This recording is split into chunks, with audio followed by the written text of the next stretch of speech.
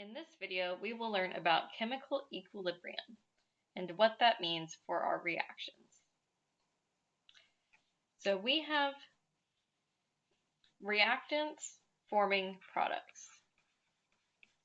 That's our general pattern of chemical reactions so far. There are reactants react to form products.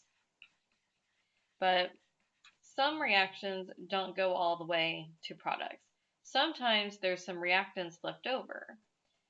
Sometimes you don't make it very far and you don't make very many products because the products are actually working to reform your reactants. Equilibrium is the point in which we have the amounts of our products and our amounts of reactants don't change anymore. So we are looking at the rate of change is what's equal. So the rate of the forward reaction is equal to the rate of the backwards reaction is when they're in equilibrium. So if I draw my top arrow really far and then my backwards arrow not so far, then I'm not at equilibrium yet. And then if I draw them equal, then we're at equilibrium. That's not how you spell equilibrium.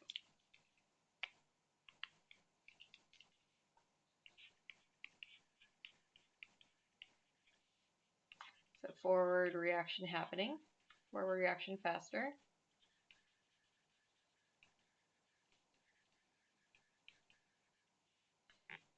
Not equilibrium.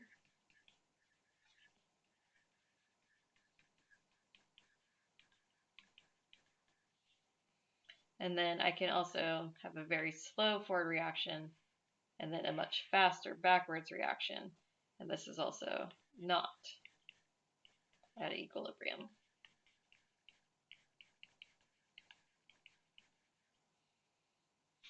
Equilibrium is dynamic, which means that the reaction is keeps happening, but there's no change overall to the quantities of reactants and products. It's a lot like running on a treadmill. So on a treadmill, if you're running on a treadmill, then you keep running, but you're not getting anywhere because the treadmill keeps you in the same spot. So to understand chemical equilibrium, then we have to think about collision theory. And so in collision theory, we learned that molecules have to collide in order to react. But they can't just collide, they have to collide in the right orientation, and they have to have enough energy. Right orientation and enough energy.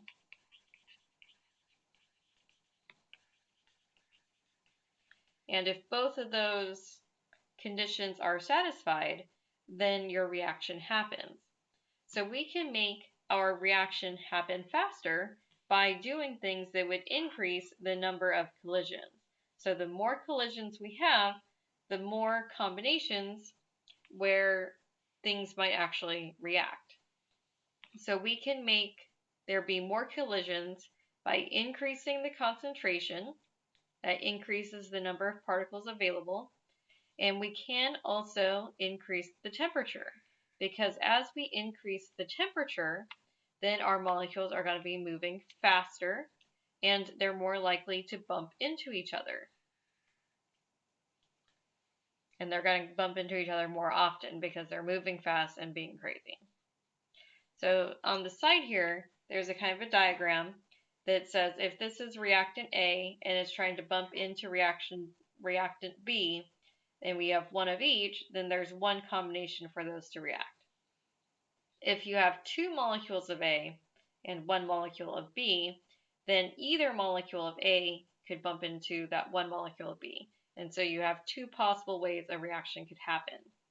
But as you increase the number of reactants and the number of other reactants, then you multiply up it grows exponentially how many possible combinations you can have. So if you had 3 things bumping into 3 other things. This top one could bump into either any of these. This one could bump into any of these. And this one could bump into any of them. So we have 3 times 3, 3 plus 3 plus 3. And so that's 9 combinations.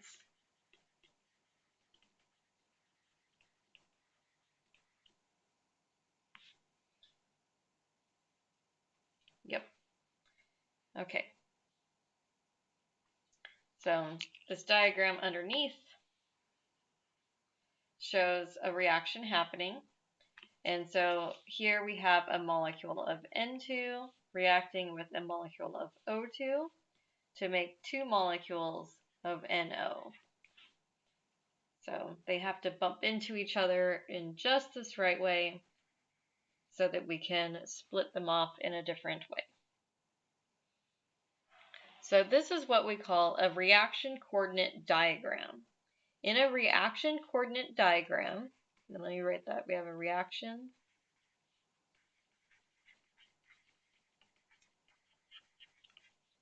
coordinate diagram.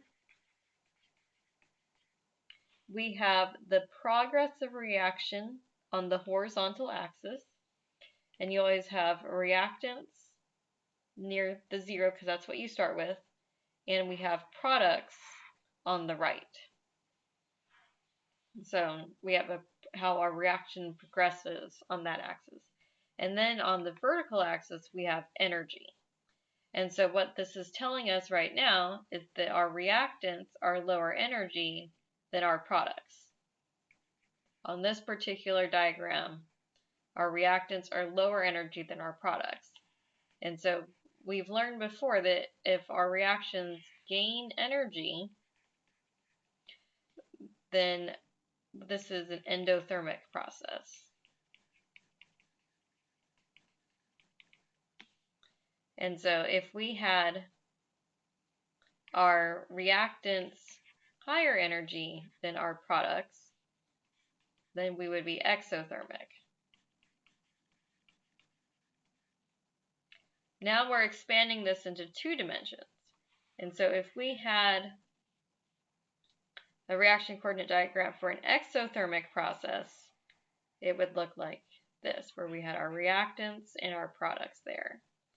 But you'll see that as we draw this out, it's not just these 2 data points, the reactants and products. There's also this really high point in energy on both graphs. And so this energy is known as the activation energy.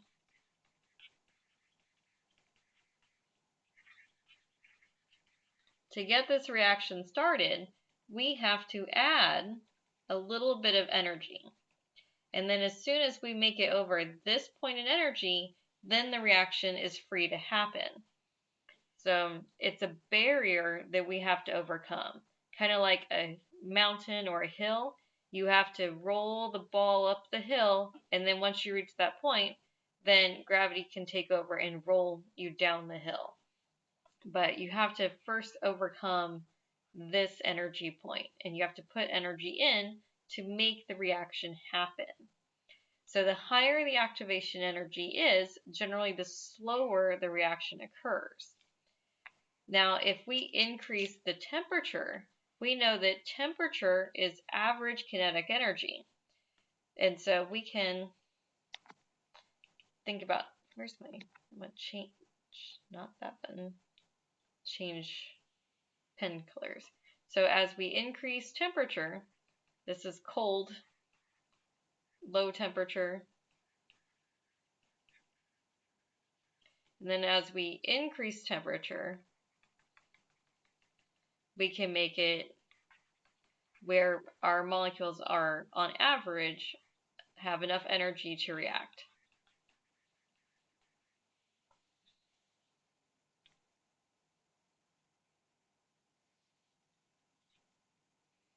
So there is a really great simulation that you can play with, but I can't open that on my tablet, so I can't open that. but this does have implications for everyday life. For instance, if you're thinking about chemical reactions and the speed of chemical reactions, then you can think about chemical reactions that are important, such as when you're charging an electric vehicle and when you're utilizing that chemical potential to power the vehicle. So electricity is the movement of electrons. In batteries, you have reactants, and then as those reactants react, then you can move electrons around. We learned about redox reactions and how redox reactions have an involvement in changing electrons. So those are important for batteries. So this reads, batteries provide electricity due to a chemical reaction. Will the reaction in the battery of an electric vehicle be slower when the weather is hot or cold? You can think about that for a moment and pause the video and see if you can think about that. Okay, so we just learned that as we increase the temperature, then if we increase the temperature, then we increase the rate of reaction.